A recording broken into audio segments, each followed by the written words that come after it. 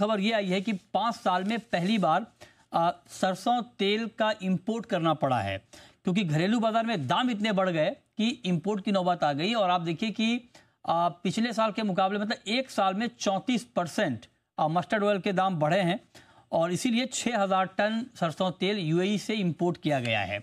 इस पर बात करने के लिए हमारे साथ हैं दीपक डाटा, जो कि वीपी हैं मोपा के, मस्टर्ड ऑयल प्रोड्यूसर्स एसोसिएशन के। दीपक जी, बहुत स्वागत है आपका हमारे साथ जुड़ने के लिए। और आप जरा मतलब ये बताएं कि ये मस्टर्ड ऑयल इंपोर्ट करने की नौबत आ गई सर, ऐसा कैसे? हाँ, इस बार पहली बार बारिशें बहुत ज्यादा रही और मेजर जो क्रॉप है टन से ऊपर सरसों स्टॉक है उसकी सेलिंग काफी स्लो रही और प्राइस 34% से ज्यादा 2022 के बाद में सरसों के अंदर में हमने तेजी देखी, जो 167 रुपीज केजी के आसपास आ गया। तो 38% ड्यूटी होने के बाद में भी विदेश का जो मस्टर्ड तेल है वो यहाँ पे आके करीब 144 42 43 रुपए किलो पड़ रहा है। तो उसकी वजह से वो आना शुरू हुआ है, जो 5 साल बाद हुआ है। ये डेफिनेटली डेंट तो करेगा ही सरसों तेल की डिमांड को और सरसों तेल की प्राइसेस को, पर क्या कहते हैं, ये बहुत दुर्भाग्य है कि विदेश से सरसों तेल आना शुरू हुआ तो जो बिजाई का समय है इस समय अगर प्राइस पे डेंट होता है तो किसान के लिए एक अच्छा संकेत नहीं है। लेकिन आप ये बताइए कि 34% दाम कैसे बढ़ा दिया आप लोगों ने एक साल में मस्टर्ड ऑयल के? मस्टर्ड ऑयल की जो मेजर फसल है इस बार वो सरकार के पास में स्टॉक रहा और ये पहला साल है जितने highest rains ever we have seen जो है पिछले, जिसमें कंटिन्यूअसली रेन रही, तो जिसके अंदर में मंडियों के अंदर में availability of the seed was very less. उस वक्त अगर सरकार उसको टाइमली अच्छी प्राइस के ऊपर में रेगुलर छोड़ते रहते तो ये प्राइसेस नहीं बढ़ते। और सरकार ने पिछले महीने में भी केवल 1,80,000 टन ही माल छोड़ा, तो उसकी वजह से सीड अवेलेबिलिटी कम हो गई तो प्राइसेस ऑटोमेटिकली शूट अप हो गए। अच्छा, आप एक बार बताइए कि ये तो ठीक है आप कह रहे हैं कि स्टॉक सरकार के पास है, लेकिन जो शुरुआत में मस्टर्ड सीड के प्रोडक्शन के आंकड़े आए थे और उसके बाद के जो आंकड़े आए, आपको लगता है कि आंकड़ों में भी बड़ा मिसमैच था? मतलब गलत आंकड़ा दिया गया, या फिर मतलब ये कहें कि जो आंकड़े प्रोडक्शन के शुरुआती थे वो गलत हो गए, उसका भी इम्पैक्ट हमने देखा? शुरुआत के प्रोडक्शन के आंकड़ों के बारे में कहना बहुत जल्दी होगा अभी, क्योंकि अगर लगातार 2 महीने बारिश रहेगी उस टाइम की अगर तेजी है उसको अगर आप नहीं डाटा जी, मैं जो आगे की बात नहीं कर रहा हूँ, पिछले साल जो आप लोगों ने दिया था, आपका शुरुआती अनुमान कितना था प्रोडक्शन का? 1,11,000 के आसपास था। और अभी कितना 111। अभी कितना है? अभी तक इसको चेंज नहीं किया है मोपा ने, जो है नहीं किया। दाम इतने बढ़ गए फिर भी आपने चेंज नहीं किया। अभी तो कहा गया कि शॉर्टेज है, प्रोडक्शन 100 लाख टन से कम है, कुछ लोग कह रहे हैं। कुछ लोग कह रहे हैं 100 लाख टन से कम है, पर अगर पिछले साल भी यही हुआ था कि लोगों ने कहा कि 100 लाख टन से कम है फसल और उसके बाद 15 लाख टन कैरी ओवर गई।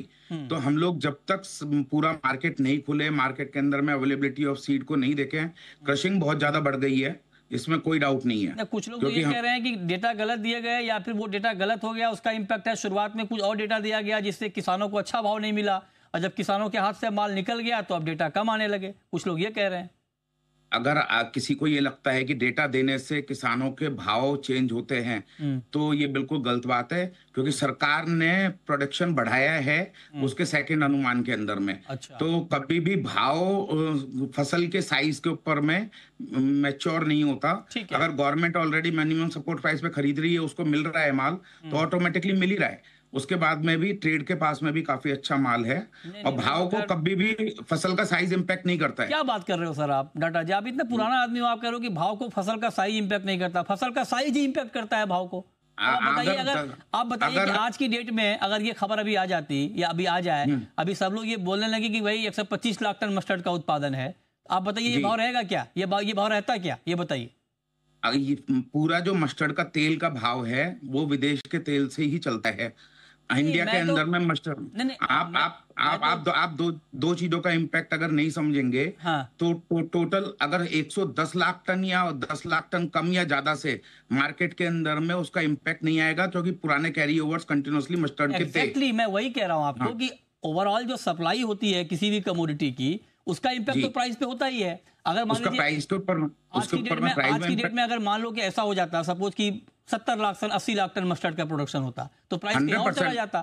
तो उसके बाद 100% प्राइस बहुत बहुत फिर आगे तो आप चला कह रहे हैं जाता। कि प्रोडक्शन का असर ही नहीं आता प्राइस पे, कैसे होगा? अगर प्रोडक्शन का डिफरेंस 5 या 10% है तो उसका असर नहीं आएगा। हाँ, ये ठीक बात है अगर कि कम डिफरेंस पे, हाँ, हाँ, अगर प्राइस का प्रोडक्शन का डिफरेंस ही 25% अगर कोई मानेगा तो 100% प्राइस के ऊपर में इम्पैक्ट आएगा एग्जैक्ट, जो है। ठीक है, हाँ, वो मैं आपसे टोटली एग्री करता हूँ। ठीक है। पर क्या कहते हैं, फसल है और चलिए आगे। फसल का सही अनुमान आगे पता अब चल ये पाएगा। बताइए, अब यहाँ से दाम घटेंगे मस्टर्ड ऑयल के, सीड के, या और तेजी बाकी है?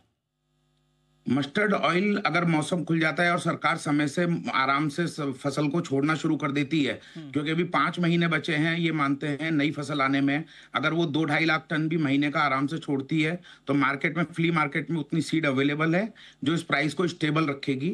और विदेश से अगर कनोला आएगा तो वो ऑटोमेटिकली इसके ऊपर में प्राइस को डेंट ही करेगा, इसके अंदर में बड़ी तेजी नहीं देखी जा सकती। ठीक है, चलिए बहुत शुक्रिया आपका हमारे साथ जुड़ने के लिए और मस्टर्ड पर डिटेल जानकारी देने के लिए।